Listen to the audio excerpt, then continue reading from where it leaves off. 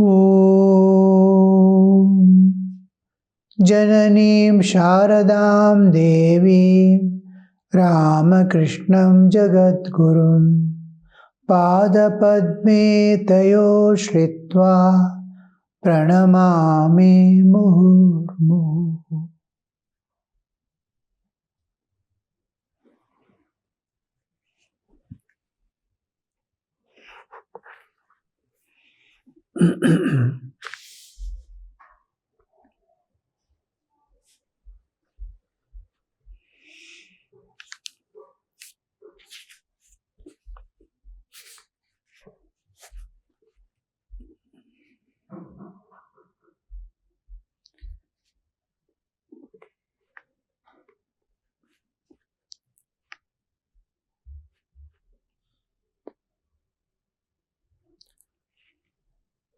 Master Hazra, I hear Annada is now practicing austerity. He lives on very little food and eats rice once every 4 days. This is religious austerity. Master, is that so? This fasting is common in all religions.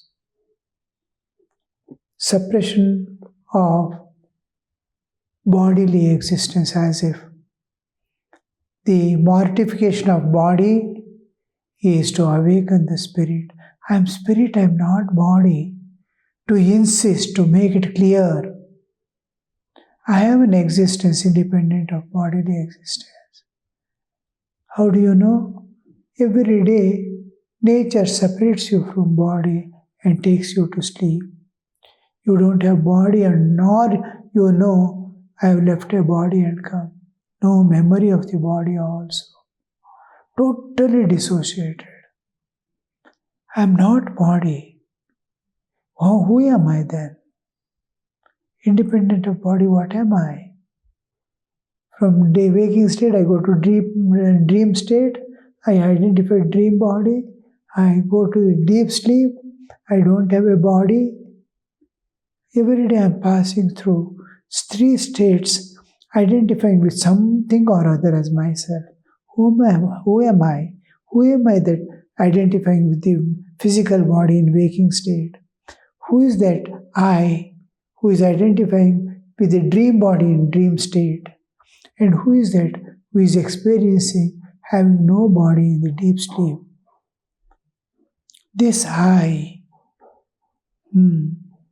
This is our real I. So, bodily suppression, bodily hardship is to awaken that spirit. I am spirit.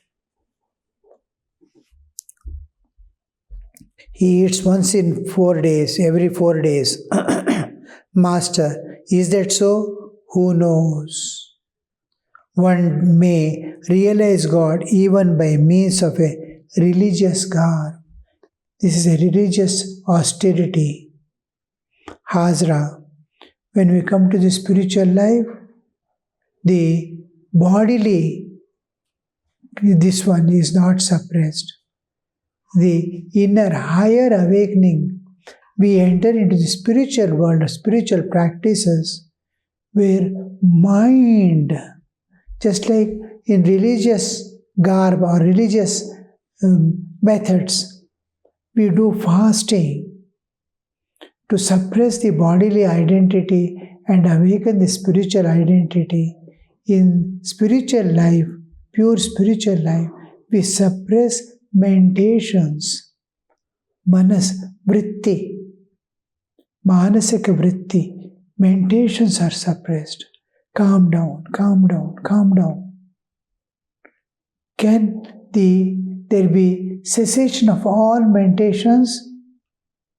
It's called chitta vritti nirodha. The whole thing is immediately ceased. Mind becomes no thoughts. Then it can, inner content which was screened by mind shines forth by itself. There was light inside, the light of spirit, but was covered with the screen of mind. In spiritual life, it begins with unbroken thought of divine in any form. Think of God in any way. Whatever you be your understanding of God, without form, with form, or anything, whatever is your understanding of God, without forgetting, try to recollect it. There it begins. The touch of the reality.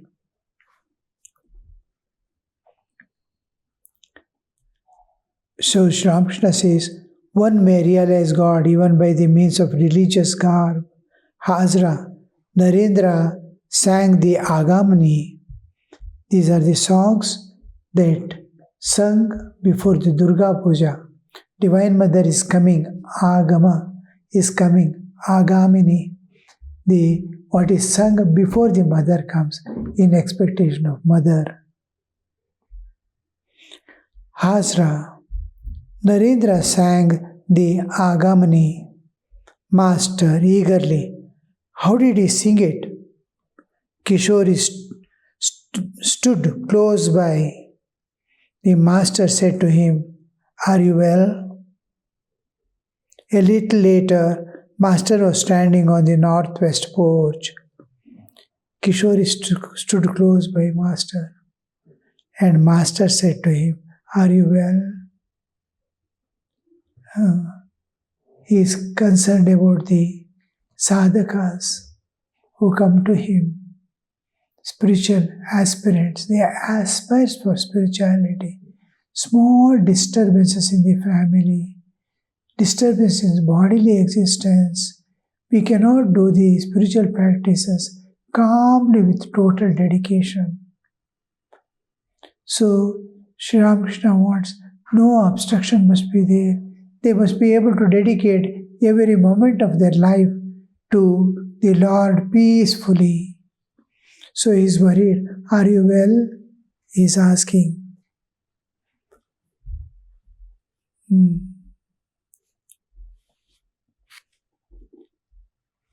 A little later, Master was standing on the west porch.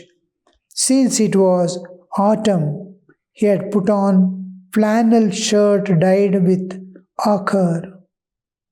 He asked Narendra, "Is it true that you sang Agamani?"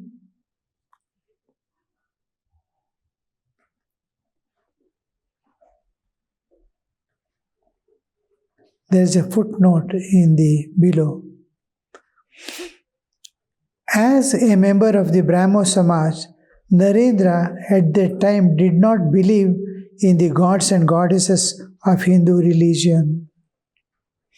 So Sri Ramakrishna is exclaiming, "Oh, is it true that you sang Agamini?" Accompanied by Narendra and M, Sri Ramakrishna walked to the embankment of Ganges. Narendra sang the Agamini. "Tell me, my Uma, how have you fared alone in the stranger's house?" Stranger refers to Shiva, perhaps. Here, Shiva, Uma's husband, the Lord. She was married.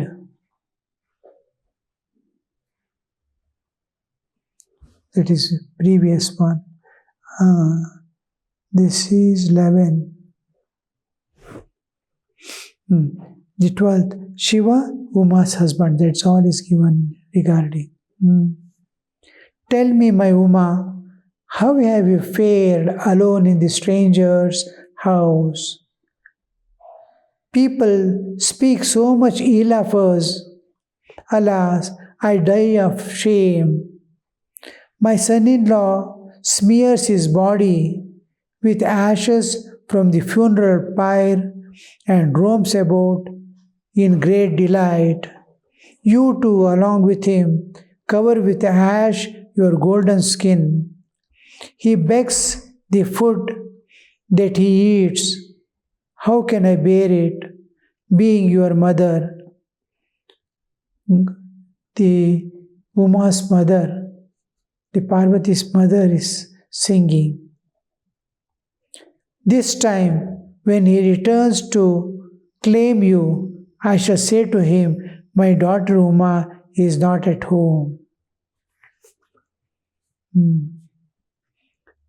This is a mythological reference of the Indian Hindu customs.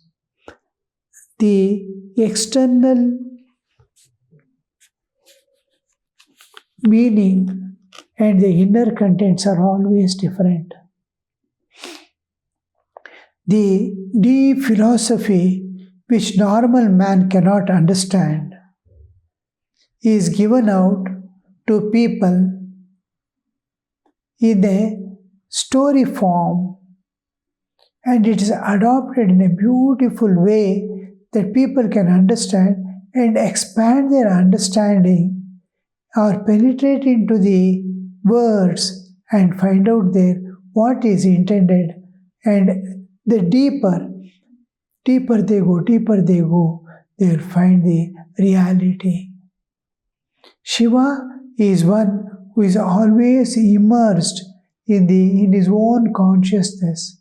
Chaitanya, he is one who is absolute, he is in the absolute existence, just touching the fringes of creation. Imagine you are on the threshold, turning your face outside and turning your face inside. Suppose your face, there is a barrier or border. In the border, there is universe and all around the infinite existence. A small universe like a speck in the infinite. And that, how it appears, you see. There is a border line which is separating it from the timeless, spaceless existence, time and space bound. Suppose you are standing on the edge of the universe and looking outside, infinite existence, unlimited ocean of bliss, Sachidananda Sagara.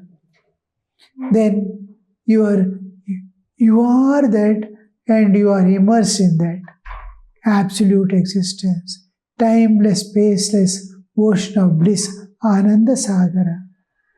And in that Ananda Sagara, your face, you are dipped, immersed in that Ananda. That is Shiva state.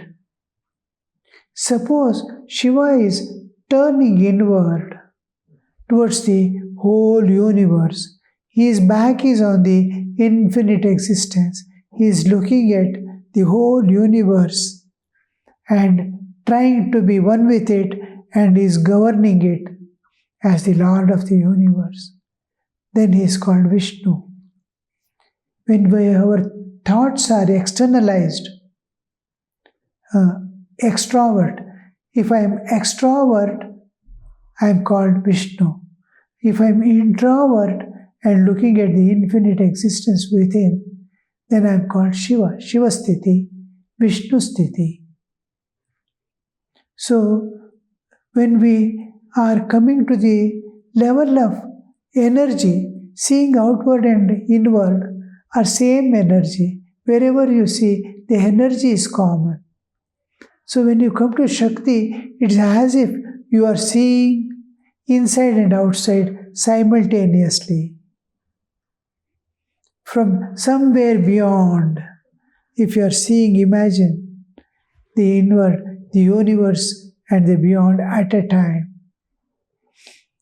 So that is we call Divine Mother. Shakti.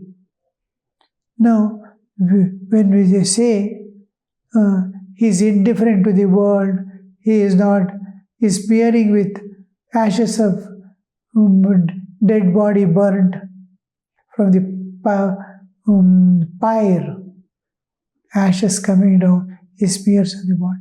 All this, where there is no world, body burnt, it is disappeared.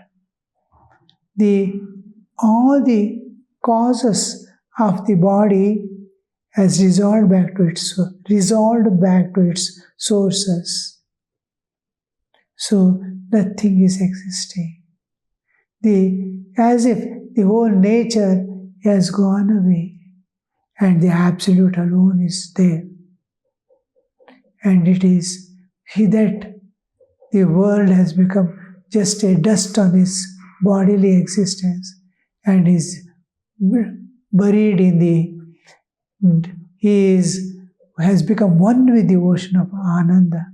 He has dipped as Ananda, is dipped in the ocean of Ananda. And where did the world go? It has dissolved back. Now you are thinking of something in your mind, a big building in which, or in a mountainous region you are walking, you are thinking. The thought has created already a scene. And suddenly you come to the awareness of external daydreaming you are doing. And suddenly somebody calls you. You wake, you get up and go. Where did the dream world, the daydreaming was there? You are seeing a world. Where did it go? It is all back in its cause. What caused it? It is all back. Like that whole universe dissolves back in its cause. That is represented by ashes. Fire has burnt away and nothing exists. What happens to the Shiva's body? It dissolves back into this cause and is one with the Absolute.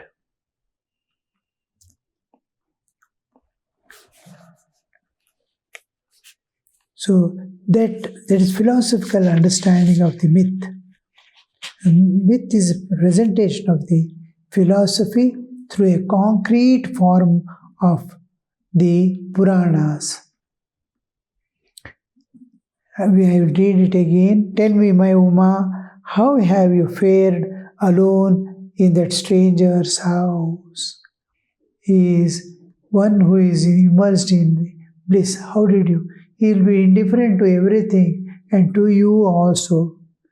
People speak so much ill of us.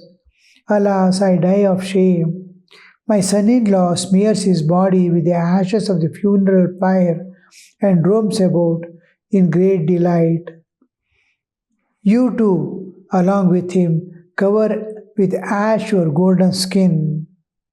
Because Shiva, how they influence you see. He is in the bliss of the Absolute. He wants to not to identify with the bodily existence, but to identify with the spiritual existence. You are spirit, you are not body. Now you have taken body. Now, as you look at me, I have dissolved my body, only ash is there. And you too enjoy the bliss. That bodily identity is smeared with the ashes.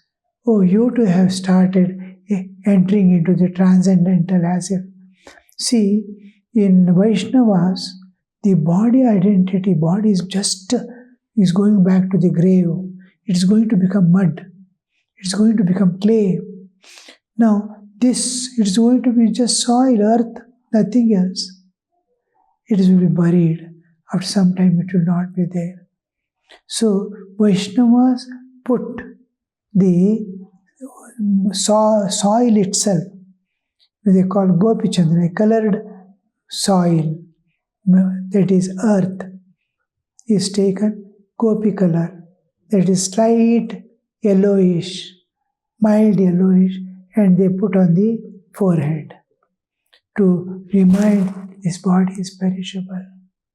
It is going to become just a mud again.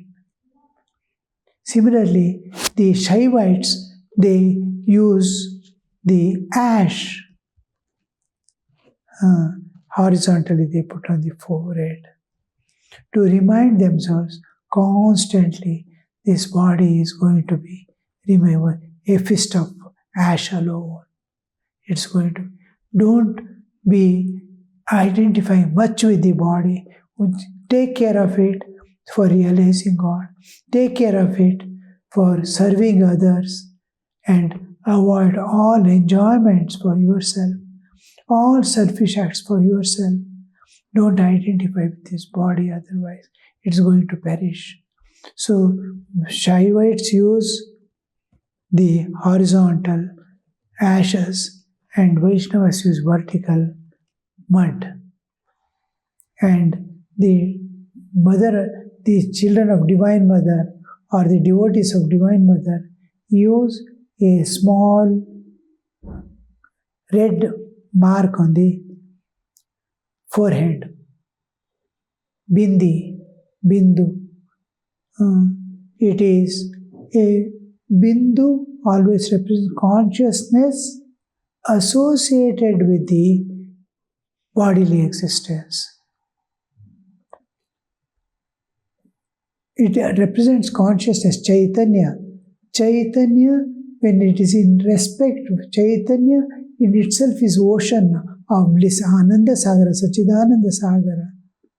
But when it is associated with respect to the earth, comparative, then it is called the red.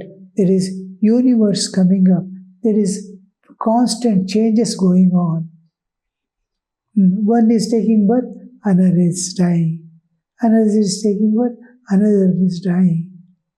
In your own existence, you see, constant changes. Changes is death and birth. Childhood is dying, youth is getting birth. And youth is dying, old age is taking birth. This is a constant cycle. This cycle is represented by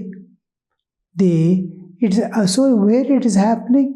In the ocean of consciousness, Chaitanya. The whole transformation is taking place within the universe in the ocean of Sachidananda. Unchanging eternal reality in that this universe is constantly undergoing change. Now, this change and unchanging change is represented always by red. Birth and death is always represented by redness. It's a constantly changing. And the unchanging is represented. So the borderline between the absolute and relative is represented by the Divine Mother who can see either side, who pervades either side as Shakti, as power. And this is represented by a vermilion mark on the forehead, red color mark. He is conscious of the absolute and the relative together. So the smearing with ash, he is telling you, have smeared with the ash yourself. He begs his food and he eats. How can I bear being your mother?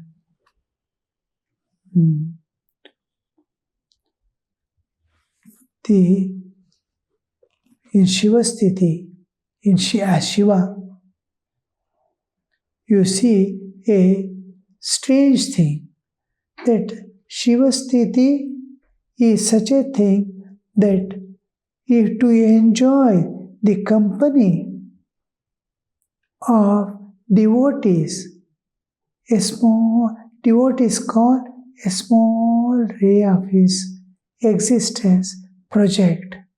He is in the bliss, but in the heart he has all the awarenesses of it is in dormant state. Anybody weeping and calling him, a ray of light as if from the sun is projected and goes to the person and answers his prayers. Like that, he is waiting for the devotees to call on him to project his grace. This is something like begging. He is waiting. He is in the ocean of bliss, but he is conscious of the jivas. So it is as if is he taking his food, begging and is taking his food. He is attending to all the devotees of his.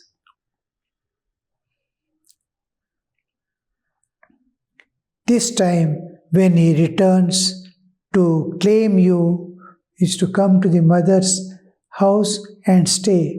Mother is telling each time he comes and takes you, this time when he comes and takes you, this time when he returns to claim you, I shall say to him, my daughter Uma is not at home. How that the poet conceives it, you see, the whole thing going on as if a story is projected from the reality.